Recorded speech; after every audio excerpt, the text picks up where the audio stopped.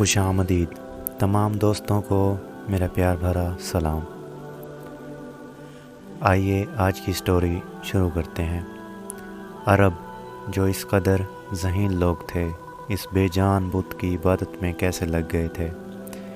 इस बुत में ऐसा क्या था कि उनको पूजने वालों की तादाद में इजाफ़ा ही होता चला जा रहा था।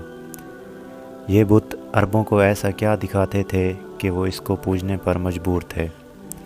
क्या आज़ा नामी ये बेजान देवी सिर्फ़ एक पत्थर थी या कोई मावराई ताकत। इस आर्टिकल में हम ज़माना जहालियत में अरबों के अजीम बुत अज़ा की तारीख़ और अंजाम को जानेंगे। अरब कौम हज़रत इस्माईल अलैहिस्सलाम की नस्ल से ताल्लुक़ रखते हैं। ये लोग पहले तौहीद परस्त थे और दीन इब्राहिमी पर थे, लेकिन फिर इब्लीस ने इन्हें कुफ्र व शिर्क और बुत परस्ती में मुब्तला कर दिया। मुशरिकीन अरब के बहुत सारे बुत थे, लेकिन इनमें 3 बहुत ज़्यादा अहमियत और शोहरत रखते थे। इनके नाम लात, मनात और अज़ा थे। लात, मनात और अज़ा को अरब ज़माना जहालियत से ही पूजते आए थे। वो इनके आगे कुर्बानी करते, इनसे मिन्नतें मांगते और इनका बड़ा एहतराम करते थे। अरब लात, मनात और अज़ा इन तीनों बुतों को ही मानते थे, लेकिन इन तीनों में से सबसे ज़्यादा बुलंद मकाम अज़ा को हासिल था। लफ्ज़ अज़ा इज़्ज़त से निकला है, जिसके मायने सबसे ज़्यादा काबिल इज़्ज़त के हैं। मशहूर अरब कबाइल बनु कुरैश, बनु सलीम, बनु अतफ़ान, बनु सकीफ़, बनु कनाना और वो खज़र अज़ा देवी की पूजा किया करते थे। मौरख़ीन ने लिखा कि लात, मनात और अज़ा तीनों बहनें हैं, जबकि बाज़ ने लिखा कि लात और मनात बहनें हैं, जबकि अज़ा इन दोनों की माँ है। मुशरिकीन के अकायद के मुताबिक लात अमन व खुशहाली, रहम और इंतकाम की देवी थी, जबकि मुसाफिर अपना सफ़र शुरू करने से कबल लात से अच्छे मौसम और हिफाजत के लिए दुआएं किया करते थे।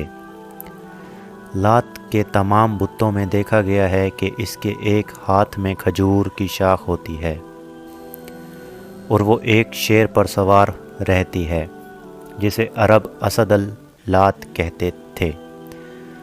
मनात को किस्मत, दौलत, इज़्ज़त और मौत की देवी माना जाता था, जबकि अज़ा ज़माना जहालियत के अरबों का एक अहम बुत था जो ताइफ के नज़दीक रखा गया था और कुरैश इसको बहुत ज़्यादा अहमियत देते थे।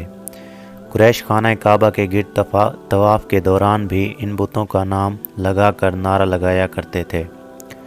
दरअसल लात, मनात और अज़ा के 3 बुत खाना काबा में भी रखे हुए थे, लेकिन ये सिर्फ इलामती बुत थे। असल बुत जिनके मंदिर बने हुए थे वो ज़ाते अरक के इलाके में थे, जहाँ अरब के दूर दराज के इलाकों के लोग आकर इनकी पूजा किया करते थे और चढ़ावे चढ़ाते थे। इन बुतों के सामने कुर्बानी गाहें भी थीं, जहाँ जानवरों को ज़िबा किया जाता था।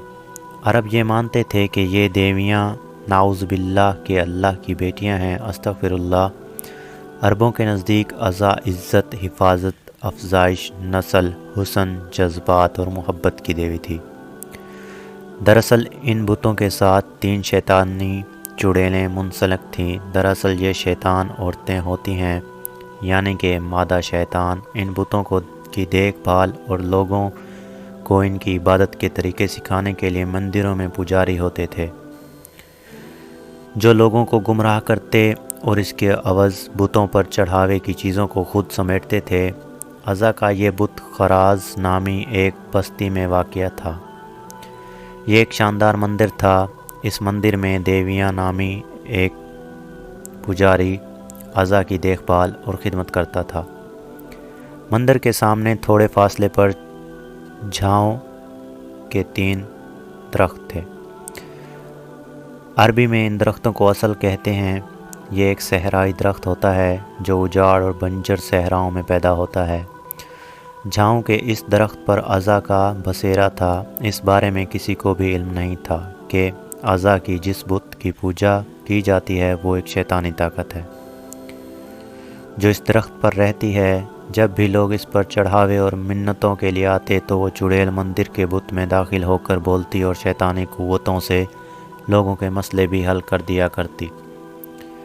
اس طرح اس کا آقا ابلیس اس کی کارکردگی پر خوش تھا۔ جب اللہ نے آخری نبی حضرت محمد صلی اللہ علیہ وآلہ وسلم کو مبعوث فرمایا اور آپ صلی اللہ علیہ وآلہ وسلم نے اللہ کی مدد سے مکہ فتح کیا تو کچھ دنوں بعد بتوں کی شامت آ گئی۔ خانہ کعبہ میں رکھے ہوئے بت توڑے جانے لگے اور سچے رب کا نور چمکنے لگا۔ خانہ کعبہ سے بتوں کو ہٹانے کے بعد مختلف دیہاتوں اور بستیوں میں بنے ہوئے مندروں کی باری آ گئی۔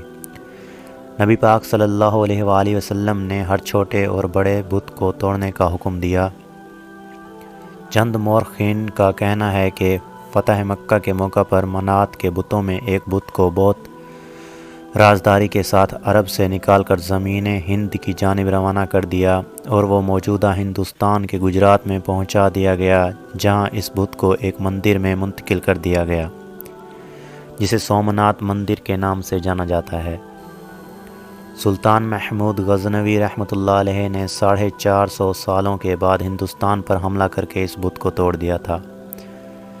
جب مکہ کے تمام بت توڑے جا چکے تو 25 رمضان کو نبی پاک صلی اللہ علیہ وآلہ وسلم نے حضرت خالد بن ولید رضی اللہ تعالی عنہ کو بلایا۔ انسانی تاریخ کا سب سے قابل ترین جنرل حضرت خالد بن ولید رضی اللہ تعالی عنہ کو عزا کی تباہی کا مشن سونپا گیا۔ آپ صلی اللہ علیہ وآلہ وسلم نے حضرت خالد بن ولید رضی اللہ تعالی عنہ کو حکم دیا کہ وہ عزا کے مندر کے قریب 3 جھاؤں کے درختوں میں سے ایک کو جا کر کاٹ دے۔ لہٰذا آپ کے حکم کی تعمیل کرتے ہوئے خراز بستی میں پہنچے۔ حضرت خالد بن ولید رضی اللہ عنہ تیسرے درخت کے قریب اسے کاٹنے کی نیت سے پہنچے تو اچانک عزا نامی چڑیل آپ کے سامنے حاضر ہو گئی۔ وہ ایک خوفناک صورت والی برہنہ عورت تھی۔ وہ شعلے برستی آنکھوں سے حضرت خالد کو گھورنے لگی۔ اچانک مندر کا پجاری بلند آواز سے پکار کر بولا، عزا خالد کو قتل کر دے۔ اگر تو نے خالد کو قتل نہ کیا تو وہ آج تو ذلیل و رسوا ہو جائے گی۔ عزا حضرت خالد کی جانب بڑھی۔ آپ نے تلوار نکالی اور اللہ کا نام لے کر عزا پر حملہ کر دیا۔ پہلے ہی وار میں عزا کا سر تن سے جدا ہو گیا۔ اس کے زمین پر گرتے ہی اس کا جسم جلنے لگا۔ تھوڑی دیر بعد آپ کے سامنے ایک کوئلے کا ڈھیر موجود تھا۔ حضرت خالد بن ولید رضی اللہ عنہ نے عزا کو قتل کرنے کے بعد اس کے بت کو بھی ٹکڑے ٹکڑے کر دیا۔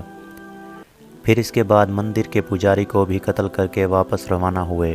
آپ نے واپس آ کر سارا واقعہ آخری نبی حضرت محمد صلی اللہ علیہ وآلہ وسلم کو سنایا۔ اس پر آپ صلی اللہ علیہ وآلہ وسلم نے فرمایا، یہ عزا تھی، اب یہ ہمیشہ کے لیے ختم ہو گئی ہے، اس کی دوبارہ اب پوجا نہیں ہوگی۔ اور اس طرح صدیوں تک پوجے جانے والی یہ شیطانی طاقت کا خاتمہ نبی پاک صلی اللہ علیہ وآلہ وسلم کے حکم سے سیف اللہ حضرت خالد بن ولید رضی اللہ تعالی عنہ کے ہاتھوں سے ہوا۔ تمام دوستوں کا بہت بہت شکریہ کہانی سننے کا۔ اگر آپ میرے چینل پہ نئے ہیں تو چینل کو سبسکرائب اور شیئر اور لائک ضرور کریں۔ شکریہ۔